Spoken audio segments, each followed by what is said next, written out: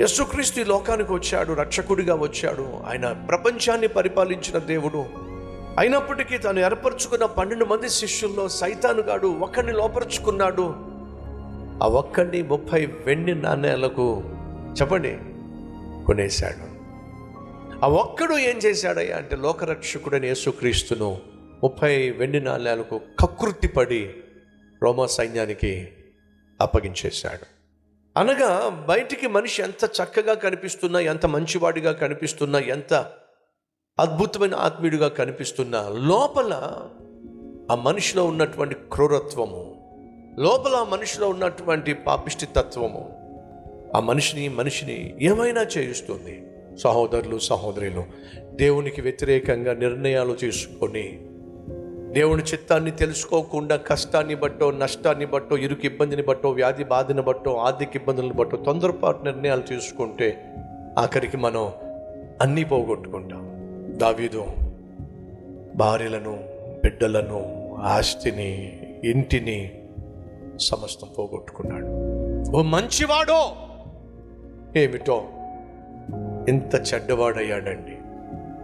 ఈరోజు ఈ వాక్యం విన్న సహోదరి సహోదరులు, నీ జీవితంలో నువ్వు ఎదుర్కొంటున్న కష్టాలు, సమస్యలు, ఇరుకు ఇబ్బందులు నిన్ను దేవునికి దగ్గరగా చేర్చాలే తప్ప దేవునికి నిన్ను దూరంగా చేర్చడానికి వీల్లేదు. ఒకవేళ నువ్వు దేవునికి దూరంగా వెళుతున్నావేమో నీకున్న సమస్యలను బట్టి, అయితే విను, మరింత దౌర్భాగ్యుడు అయిపోతావు, మరింత దరిద్రుడు అయిపోతావు, మరింత దిక్కుమాలిన వాడి అయిపోతావు. ఆ రోజు నీకు రాకుండా ఉండాలంటే ఆపత్కాలమున నీవు నాకు మొర్ర పెట్టుము, నేను నీకు ఉత్తరము ఇస్తాను. సమస్య ఏదైనా, అది ఎంత తీవ్రమైనదైనా దేవునికి దూరం కావద్దు. ఎందుకని దేవునికి వేరుగా ఉండి నువ్వు సాధించగలిగిందంటూ ఈ లోకంలో ఏమీ లేదు. సమస్యల వలయంలో చిక్కుకున్న నీవు ఆయన సన్నిధికి వచ్చి ఆయన సహాయం తీసుకుంటే నా దేవుడు నీ పట్ల కలిగి ఉన్న ఉన్నతమైన ఉద్దేశాలను నెరవేరుస్తాడు. నమ్మిన వాళ్ళు నాతో పాటు కలిసి ప్రార్థనలో ఏకీభవిస్తారా? పరిశుద్ధుడు అయిన తండ్రి, ఆపత్కాలమున నాకు మొరపెట్టు, నేను నీకు ఉత్తరం ఇస్తానని చెప్పావు.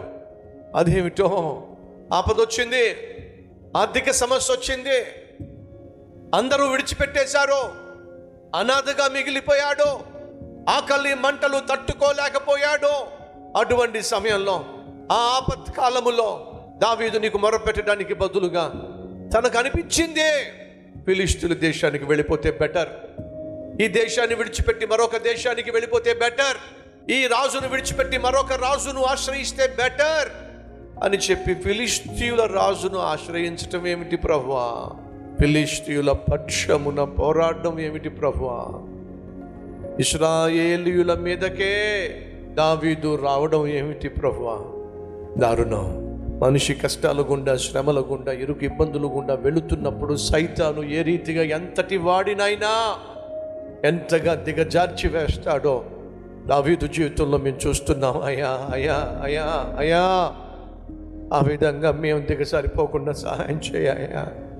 కష్టాలు, నష్టాలు, ఇరుకు ఇబ్బందులు, వ్యాధి బాధలు, ఆర్థిక సమస్యలు, ఆటుపోటులు, ఇంటిలో భర్తతో భార్యతో సమస్యలు వచ్చినప్పుడు నాయనా, తొందరపాటు నిర్ణయాలు తీసుకొని, నీకు ఇష్టం లేనటువంటి నిర్ణయాలు తీసుకొని చేతులారా కష్టాలు కొని తెచ్చుకోవడం కంటే నాయన కొంచెం కాలం ఈ శ్రమను అనుభవించి మీరు అనుగ్రహించే శ్రేష్టమైన ఆశీర్వాదాన్ని అందుకునే కృప మాత్రం మాకు దూరం చేయొద్దు నాయన, దూరం చేయొద్దు అయ్యా.